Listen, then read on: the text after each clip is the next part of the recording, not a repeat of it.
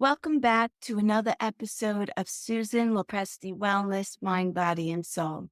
This is the podcast where we explore the highs, the lows, and everything in between when it comes to a woman's life, her health, and just all aspects of navigating the midlife landscape.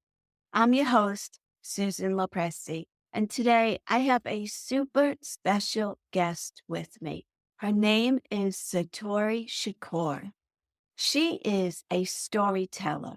She comes from a long line of storytellers, all Black women from the Alabama, Mississippi, Jim Crow South. They told stories to teach, to warn, to entertain, to impart. They were masters. To Satori, listening to them tell a story was like watching a movie in her mind. They could make going to the corner store sound like the Lord of the Rings. They spoke the language of storytelling, so Satori learned to speak it too. Storytelling is her gift and her calling, a perfect storm of her passion for stories and also her love of people. Her passion led her to become a master storyteller, story director, and a coach. And this is what she has learned.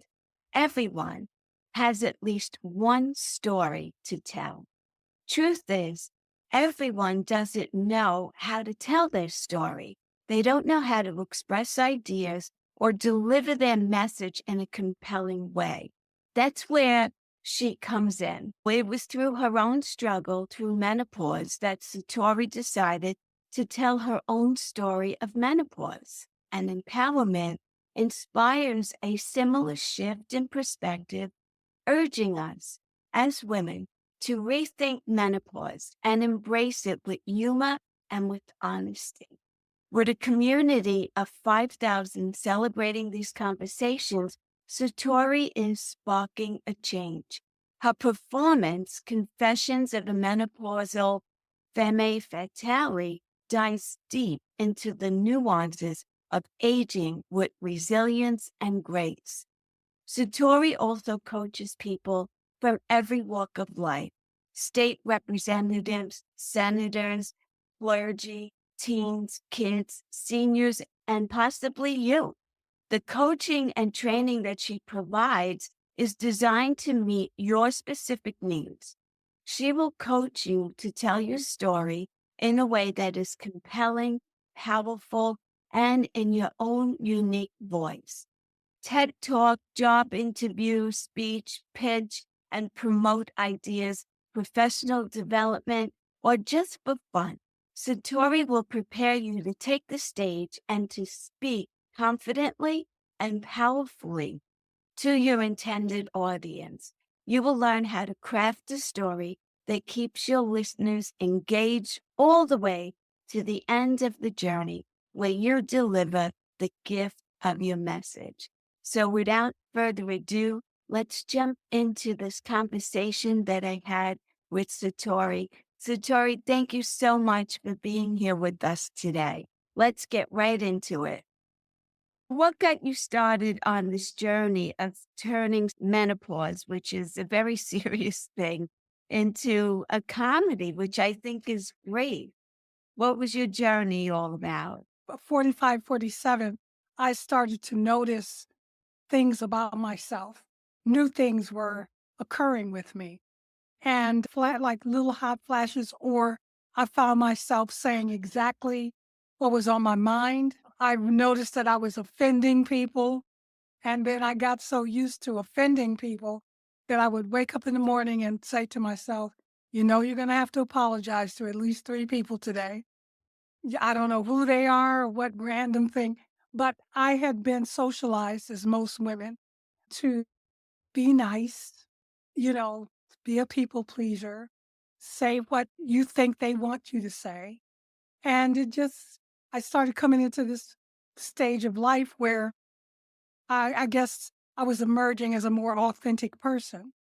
And then I started to have these palpitations, heart palpitations, night sweats. It was just all these things going on with me. And I had heard about menopause, from the Oprah show.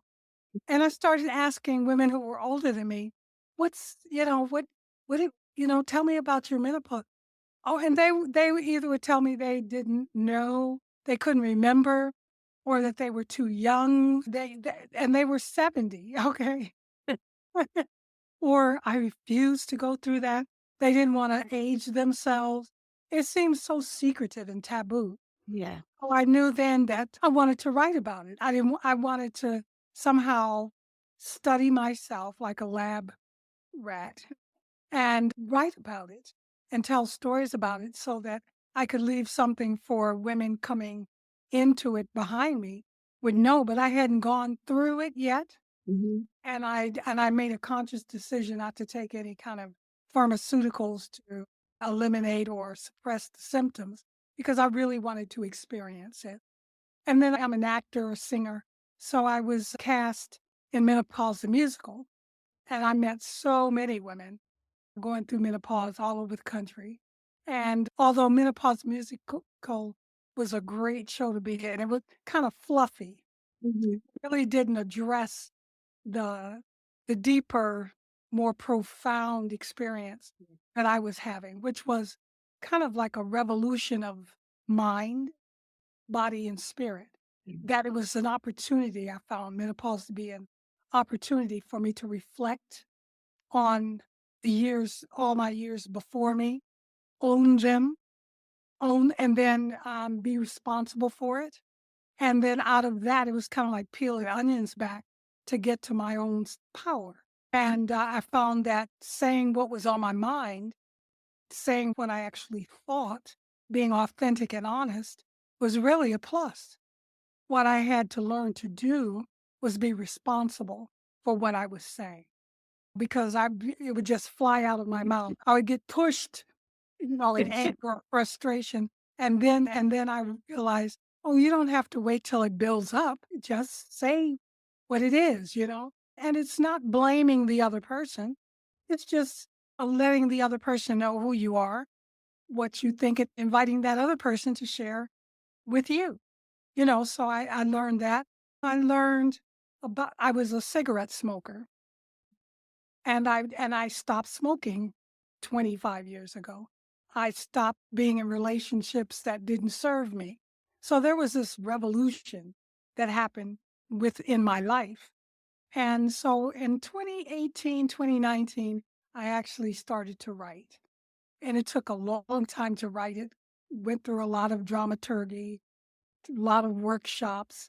And then I realized, oh, you have written the most exhausting thing to perform in your life. You better make a film because you don't want to do this 8 days a week. So I decided I would make it into a film. Had no idea, how to make a film, never done that before. But you get on a journey, you commit to it, and then you sort of magnetize what you need. So I completed the film. We just uploaded it to distributor. So the film will be released in a couple of months. And I'm very excited for it to be streaming to audiences. And that's how I met Amy and Rick to help get the word out. Now, why is it funny? I'm a comedian, and I think I look at life through this humorous lens because it is kind of funny. It is funny, but there are some very serious Yeah. parts to the film.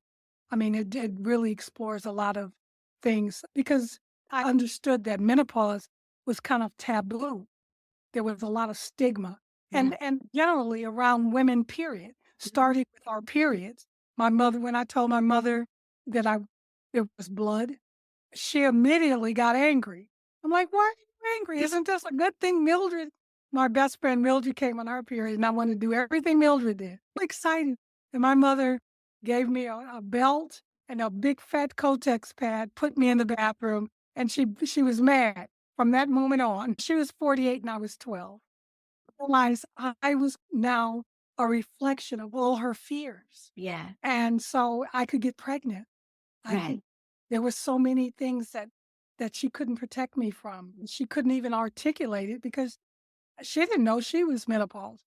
Because women didn't live long enough generations and generations ago to even get to menopause. a lot of them died in their early 40s. Yes. So they were just really starting to make that change and they didn't experience it. Yes. Or and now menopausal women are the largest demographic in the United States, maybe the world. Oh, is that right? The largest demographic is women in some stage of menopause, and the most powerful and the wealthiest. Tomorrow I live in Michigan, so I've been invited to go to see the governor and Halle Berry, who is putting herself as a spokesperson. Yes, I saw Conversation. that. Yes. So I'm so excited because the purpose of this film was to get women talking. And a couple years ago, I was invited by the Michigan Women's Commission to join a panel to talk about menopause. So I was invited to this. It's called Menopause, a movement. So I'm going to the governor's mansion tomorrow to engage in a conversation. I'm told that they're doing a lot of work. And so this sort of just worked its way naturally into your life because you were already a performer. And so now Right. you're just telling your story, but you do it from a whimsical type from what I saw on the YouTube video. It was hysterical. Hysterical, but like you said, yet truthful because it is exactly the way you describe it. And it's a very, very difficult time. I read a book by Christiane Northrup. Right, right. I have that book. Yes. And the interesting thing, one of the most interesting things about that book is when she talks about how women when we're younger, well, actually, from when we're little girls, we're nurturers. We're always taking care of, and from our own baby dolls, and then, we're growing up and we're taking care of our children, our husbands. And when we get into perimenopause or really menopause, we're done with that. And back in the day, it was looked at as being very selfish that you wanted to do things for yourself and not for others. But I think at this stage of life, in this time period, we're very comfortable with saying, okay, we're done with you and now it's our time. So I just love that. I love it. Absolutely, absolutely. We have been defined through a patriarchal lens. Yeah.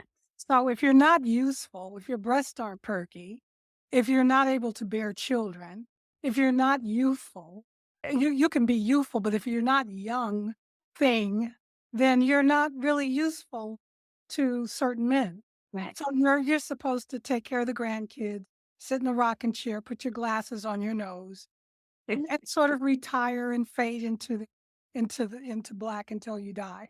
Right. But we're not that. We're young, we're vibrant. Look how stylish you are. Your glasses wouldn't even look right on the tip of your nose. Well, I just turned 65. Oh, okay. Well, see there, 65 doesn't look like 65 from a general order of Yeah. operation. Doesn't look like our mothers. No. Actually, well, my mom looked kind of youthful, but I could remember her mom, even in her late 60s, she looked like a grandma. She was hunched over, dragging her feet on the floor, the bun in the back, the little eyeglasses. Yeah. But women today don't normally go that route. We want to stay youthful. We want to stay healthy and young and up on life and what's going on. Things have changed a lot. Yes. And that's my message. I want women to start to talk about who we are, what we're naturally going through with in our hormonal journey, and to embrace it. I remember when I did the talk a couple years ago at the Michigan Women's Commission, one of the ladies was saying, I just hate excusing myself from board meetings to mop my sweat. And I said, well, my wish for you is that you sit right there in the board meeting, have your hot flash and mop your sweat and keep on going in the meeting. Why should you be ashamed Right. of something that's going on with your body? Because your body is just shutting down the reproductive part of its function, Yeah. and it's giving you the ability to live without those fears and concern. Oh my God, am I pregnant? Oh my God, I don't want to take birth control pills too long. Oh my God, all of the things that come along with that, and the, the money you save on not having to buy sanitary products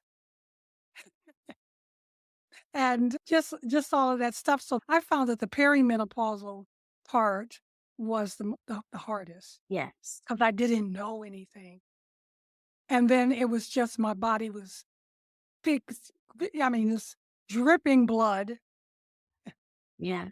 Yeah, Anytime it felt like it, right? There was anytime it no felt schedule. no, sitting in front of an air conditioner, timing my hot flashes every 5 minutes, waking up with soaked sheets, crying and laughing.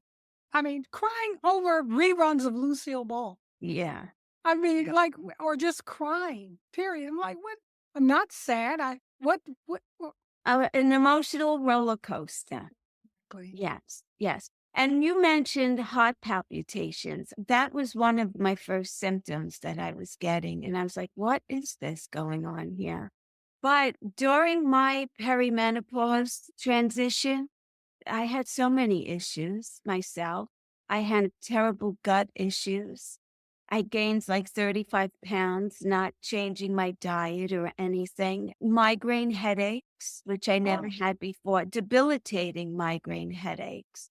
And my experience was as I was going to doctors to find out what was going on with me, I kept getting the same response, which it's perfectly normal for a woman of your age to be experiencing all of this. Yeah, but is there something we could do about it? No, you just have to really tough it out. It'll pass. But no one tested me for anything. And I read a book that Suzanne Summers wrote, and she talked about this functional medicine doctor in New York City. And I'm from New York, and I went to see her, and she diagnosed me with celiac disease, Hashimoto's disease. She put me on a regimen of different supplements and changed my diet, eliminated sugar. She had a whole list of things that I was actually allergic to in regards to food, which I never knew. Anyway, that was the beginning of me getting involved in health coaching and starting a podcast and everything else because I was thinking, if I had just paid attention to the doctors that were telling me it's perfectly normal to feel this way, where would I be at my age now? I may be 6 feet under, I don't know. And, so I really started to believe that functional medicine really can make a big difference in the way you transition in life with menopause, and it was incredible.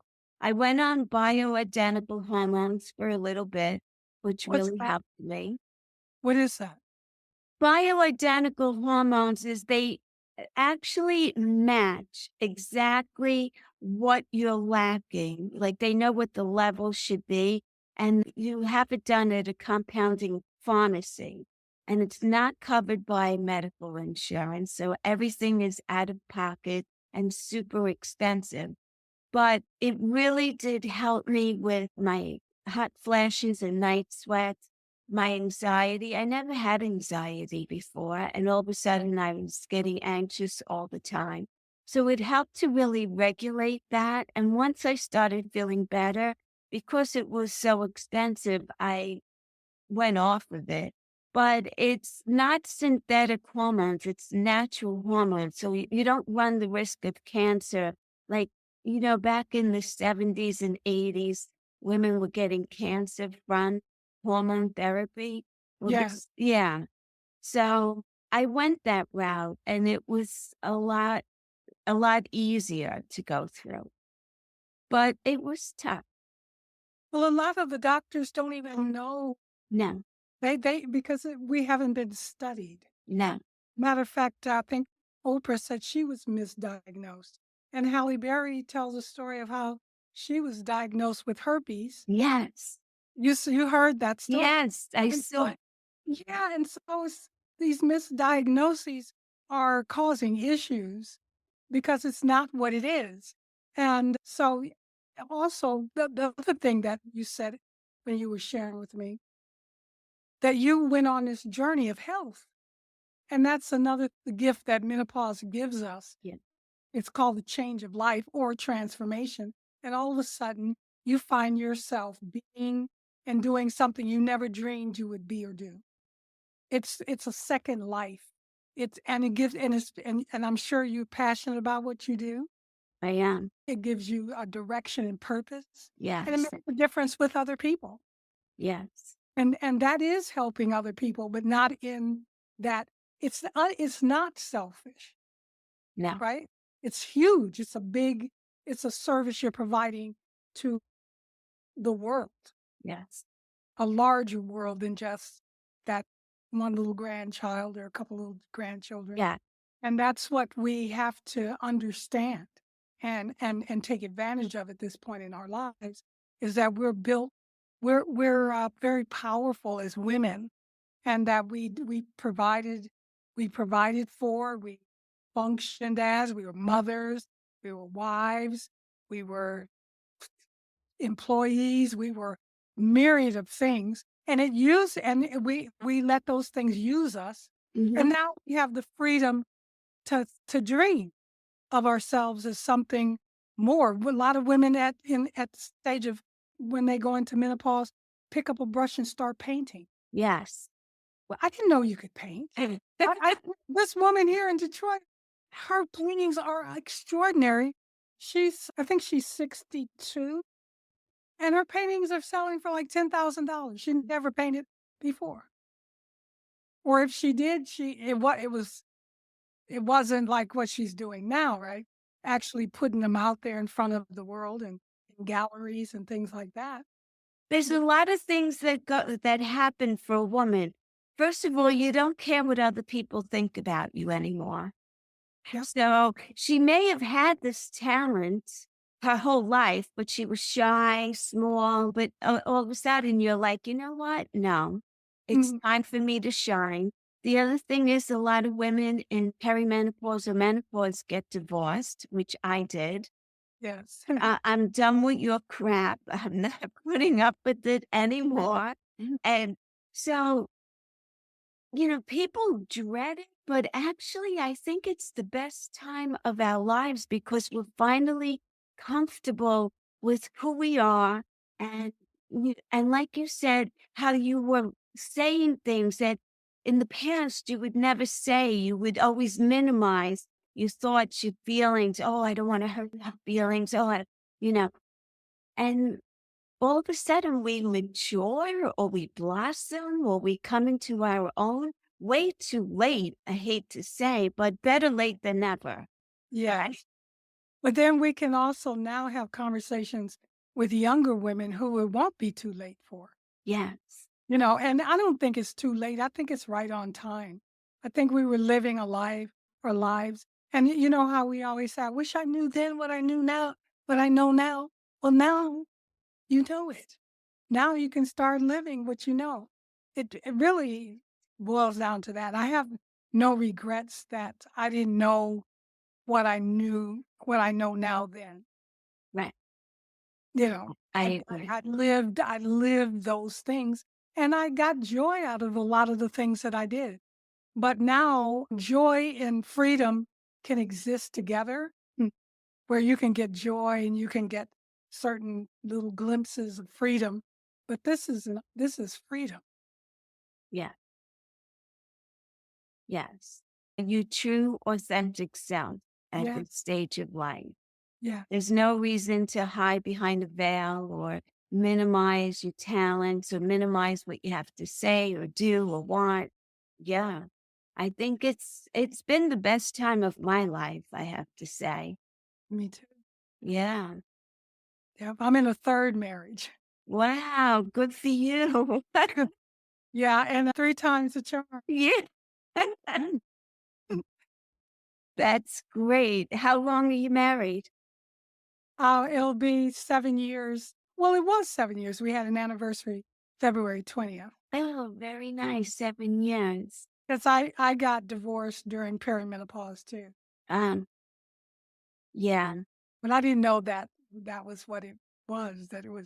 I didn't either, but as I got a little bit older and past it started to all make sense because I just didn't want to tolerate nonsense anymore. And I wanted to have respect for myself, which I never did before because I was always worried about the other person in my life and not hurting their feelings and being, and you know what?